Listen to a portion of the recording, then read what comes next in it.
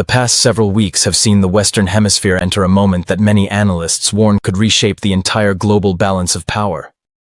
A new flashpoint has emerged, and it is unfolding not in Europe or the South China Sea, but in Latin America. Venezuela, long a target of U.S. sanctions and political pressure, now finds itself at the center of a storm that combines military maneuvering, diplomatic intrigue, and the shadow of great power confrontation. American warships have been deployed off its coast under the banner of Sea Shield, officially framed as an anti-narcotics operation, but increasingly resembling a de facto blockade. For Washington, it is about asserting dominance. For Caracas, it is nothing less than an act of aggression. And into this tense standoff have stepped China and Russia, not with words alone, but with a strategic gambit that could rewrite the rules of the hemisphere. According to reporting from the Financial Times and Nikkei Asia, both Beijing and Moscow are preparing to extend a formal invitation for Venezuela to join BRICS as a full member. Not as an observer, not as a partner, as a full-fledged state inside the bloc. On paper, this would bolster Venezuela's collapsing economy with new markets, new financial channels, and access to the BRICS Development Bank. But behind the numbers lies a military reality that Washington cannot ignore. Venezuela's membership would provide China and Russia with the legal and political justification to deploy naval forces in the Caribbean under the banner of defending an ally. In one stroke, BRICS would cease to be a distant economic club. It would arrive in America's backyard. Washington has already intensified its naval posture. The Sea Shield operation has swelled, with U.S. destroyers and patrol aircraft shadowing shipping lanes under the justification of targeting cartels.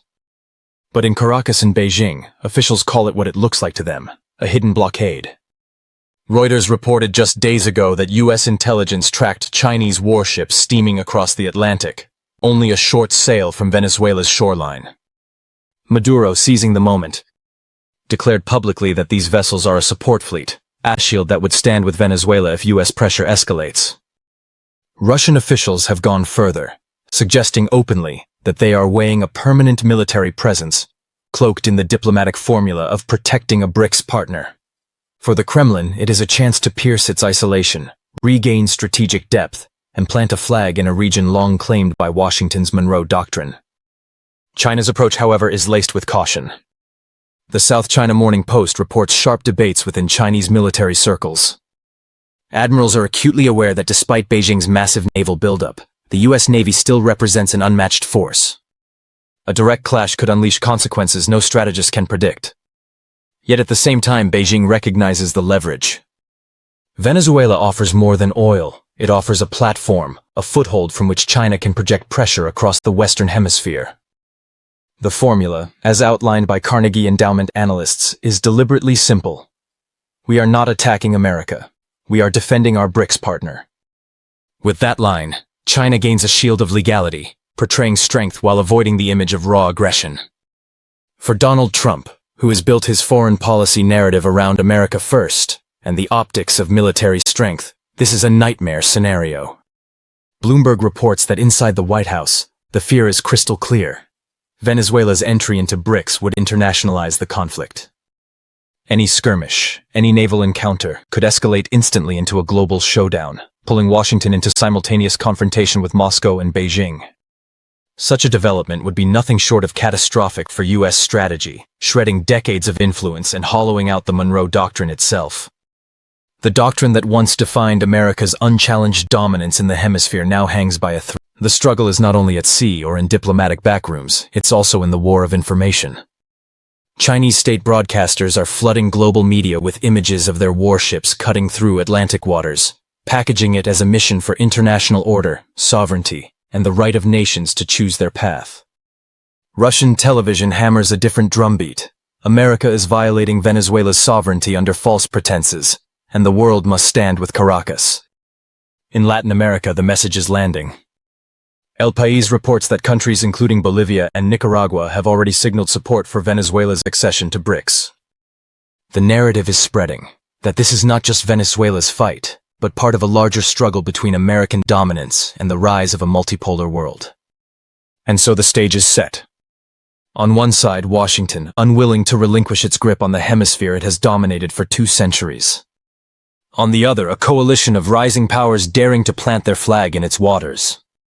Between them lies Venezuela, a nation battered by crisis yet suddenly transformed into the fulcrum of a global test. What happens next could define not just the future of Latin America, but the direction of the 21st century itself. For Beijing and Moscow, the unfolding drama in Venezuela is far more than a regional maneuver. It is a calculated attempt to chip away at Washington's decades of dominance. What looks like a local dispute is in fact part of a wider chess game. China and Russia see in Caracas not just an ally, but a wedge driven straight into the heart of America's backyard. And the West is feeling the tremors. Analysts at the Rand Corporation warned that the sight of a Chinese naval presence in the Caribbean could become a precedent for deeper and permanent military consolidation by Beijing in the Western Hemisphere, something unthinkable just a decade ago. Russia, scarred by the collapse of the Soviet Union, views this as a chance to claw back the influence it lost after the Cold War. Kremlin strategists are openly floating proposals to expand ties with Caracas. Advanced air defense systems, new arms deals, joint military exercises, and even permanent deployments are no longer dismissed as fantasy. They are entering real planning discussions. Inside the United States, the pressure cooker is heating up. According to Politico, Congress is split and increasingly restless.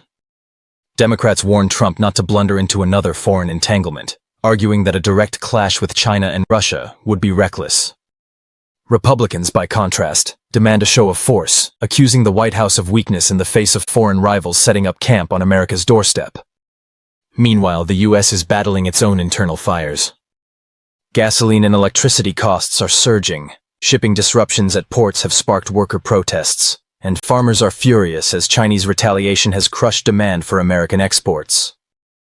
Against this backdrop, even the smallest misstep in foreign policy could ignite a domestic political storm that the Trump administration may not survive. And yet Venezuela sees only opportunity. Maduro, embattled and sanctioned, has managed to turn desperation into leverage. The Guardian reports that Caracas has struck understandings with both Moscow and Beijing to fast-track entry into BRICS.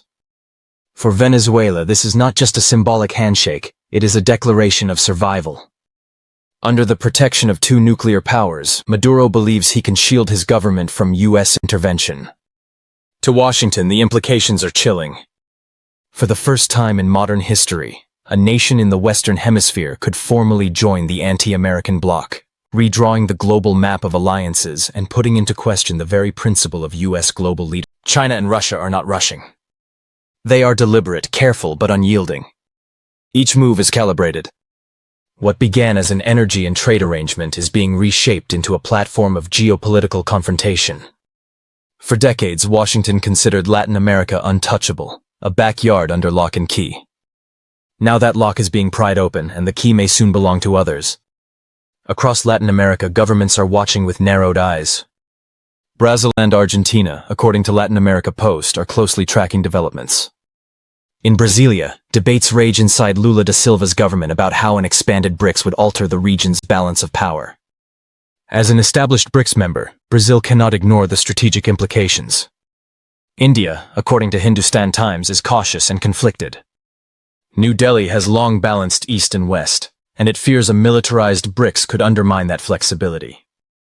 Yet experts quietly admit that India is unlikely to stand in Venezuela's way. Being isolated inside the bloc would be greater danger than tolerating its expansion. For Venezuela, the potential rewards are enormous. Years of sanctions, hyperinflation, and a collapsing oil industry have battered the nation. But BRICS membership could mean lifelines. Chinese investment in oil refineries and renewable energy, Russian support in military technology and cybersecurity, and access to non-dollar financial systems that bypassed Washington's chokehold. Maduro, long cornered and dismissed, suddenly stands at the edge of a lifeline that could transform his survival into something resembling stability. But alongside the economic promise lurks the specter of militarization. According to Jane's Defense Weekly, Russia is weighing joint drills with Venezuelan forces in the near future. Discussions in Caracas have gone further, serious talk of stationing Russian long-range bombers and anti-ship missile systems on Venezuelan soil.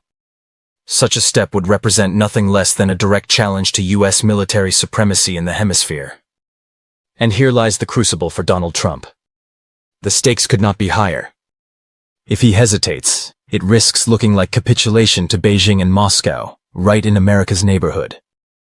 If he escalates, he risks dragging the US into a conflict that has no guarantee of victory and could spiral into a wider confrontation with two nuclear-armed adversaries. Foreign policy warns that this confrontation may define his presidency. Either he asserts America's global dominance, or he presides over the moment its decline becomes undeniable. What is unfolding is not just about Venezuela. It is about the meaning of power in the 21st century. China and Russia are using Caracas as a symbol, a message to the world that the unipolar order is crumbling. Each day that Chinese and Russian ships sail closer to Latin American shores is a reminder that America's influence is not eternal, not untouchable, and not guaranteed. The hemisphere once considered the safest domain of US power is no longer secure. And the world is watching, breath held, as history tilts toward a dangerous and uncertain new balance.